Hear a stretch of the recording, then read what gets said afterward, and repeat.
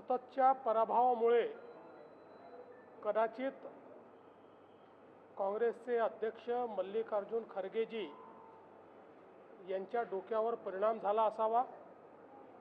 त्यामुळे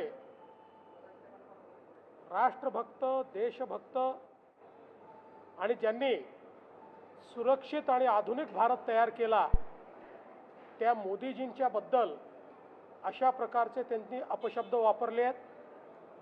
काँग्रेसची नीतीच राहिली आहे, हा तोच काँग्रेस पक्ष आहे ज्यांनी मोदीजींना मौत का सौदागर म्हटलं होतं, पण ज्यावेळी मोदीजींवर ते हमला करतात त्यावेळी जनता त्यांना उत्तर देते आणि त्यावेळी जनता त्यांना पराभूत करते।